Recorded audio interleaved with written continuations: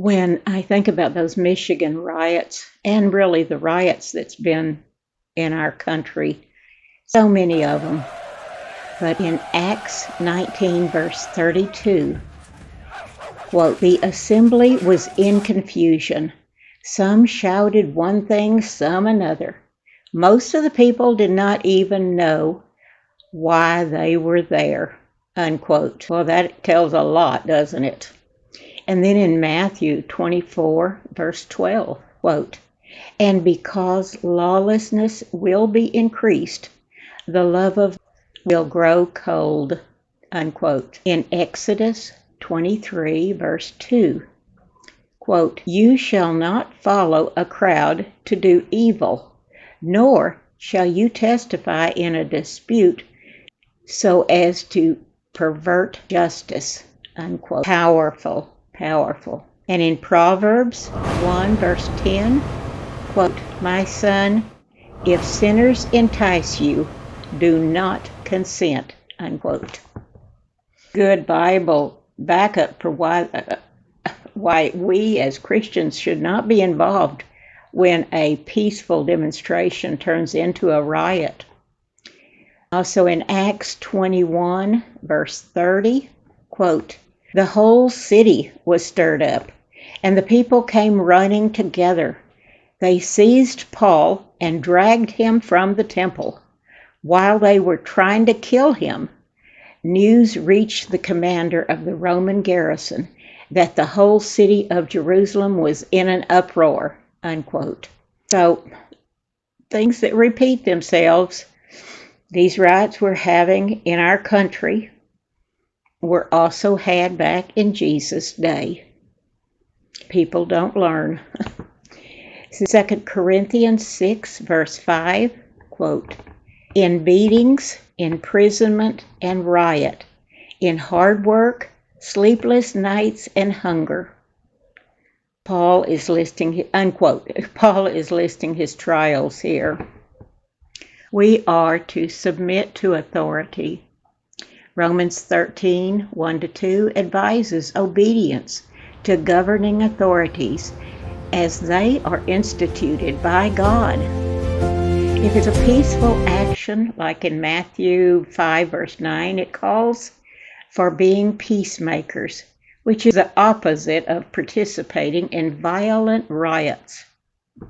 And another, avoid vengeance. Romans 12, verse 19 warns, "Do not take revenge, but to leave room for God's judgment." Powerful words, and I'm thinking of these as I looked into peaceful demonstrations turning into riots in our country and what we as Christians should be doing.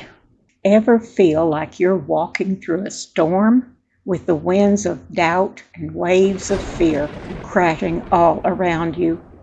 It's a human feeling. This sense of vulnerability.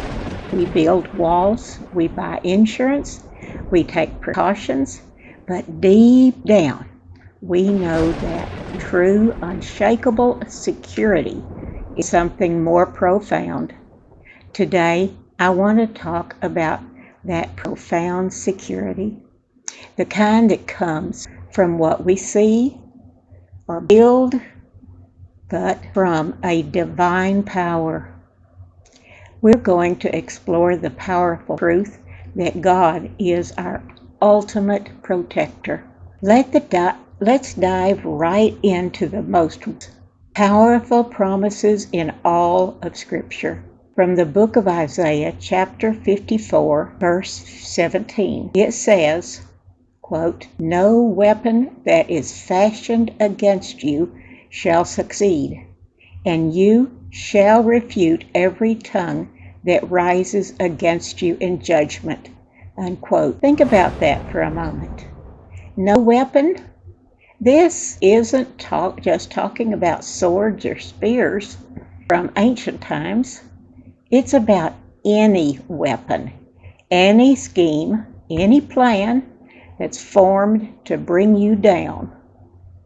This could be the weapon of gossip, the weapon of financial hardship, the weapon of sickness, or the weapon of self-doubt.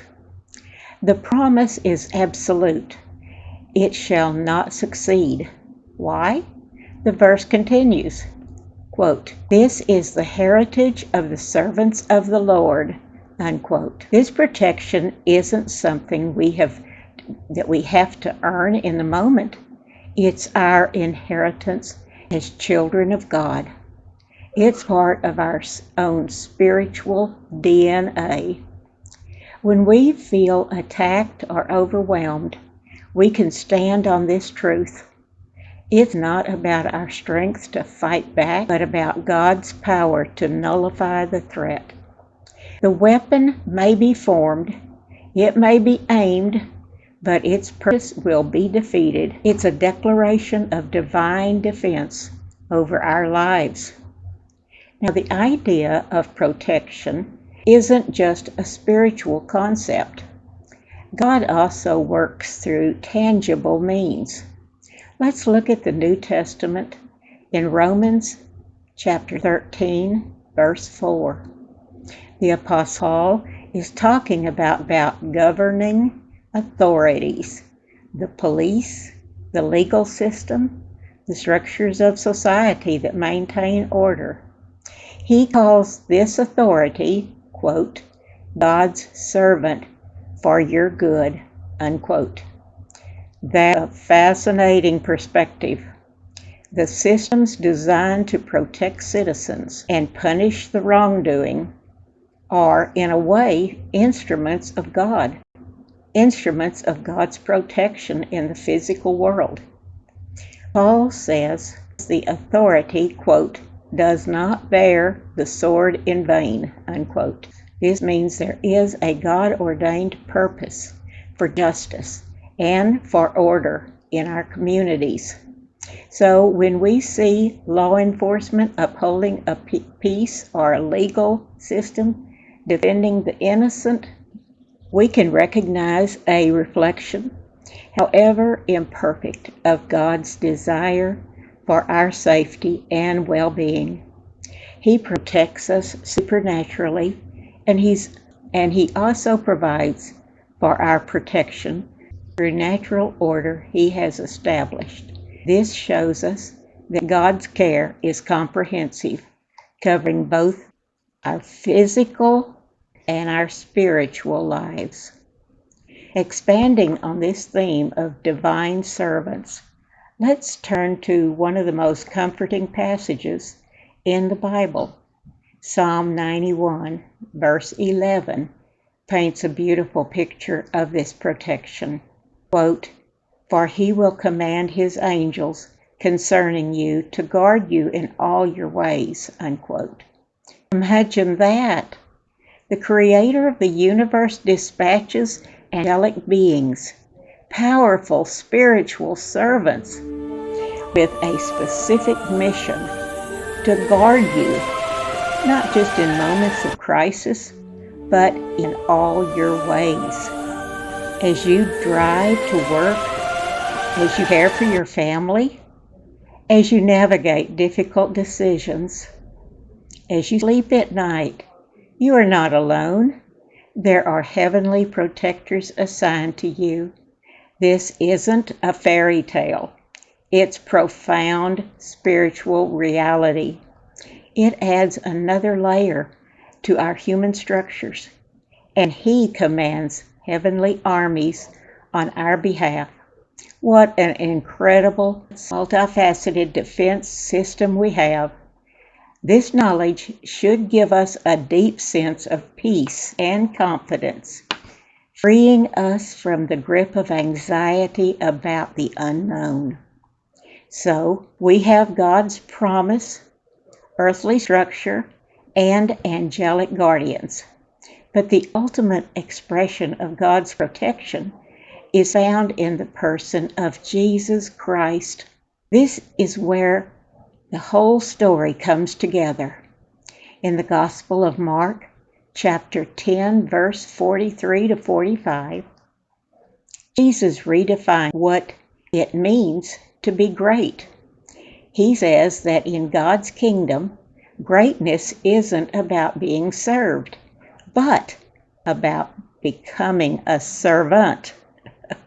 Then he presents himself as the prime example, Just as the Son of saying, Man did not come to the be Son of served, Man, but quote, to serve, came not and to to be give his served, life as a but to ransom for serve, many. but to give his life as a ransom for many, unquote. This is the pinnacle of protection. Jesus served us, protecting us from the greatest threat of all, from eternal separation from God due to our sin. He put himself in harm's way, taking that awful punishment that we deserved. He became our shield, our substitute, our ransom. His sacrifice on the cross was the ultimate act of servanthood and protection. He didn't just protect us from temporary harm, it secured our eternal destiny. When we talk about God as our protector, we must always come back to the cross, where our eternal safety was bought and paid for. So, how do we live this out? How do we walk in this reality of divine protection every day? It starts with trust. We actively choose to believe these promises, even when our circumstances scream the opposite. When the weapon of fear is formed against you, declares Isaiah 54, verse 17, when you feel alone and vulnerable, do you remember the angels commanded to guard you from Psalm 91? And every single day, you thank God for the ultimate protection you received through Jesus Christ. Living this way doesn't mean we will never face trials.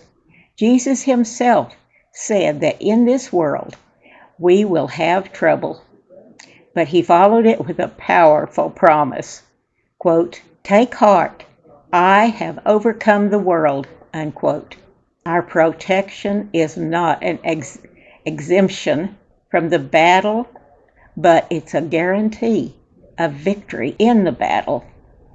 It's the assurance that no matter what comes against us, we cannot ultimately harm our soul or separate us from the love of God.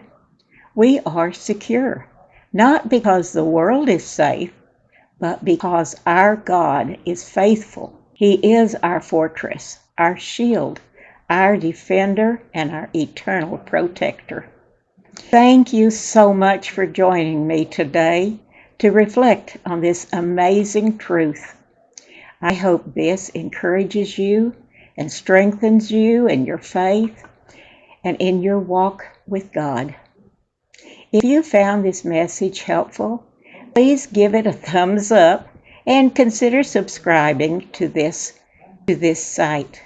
Sharing Disciple. Stay strong, stay in faith, and know that you are protected.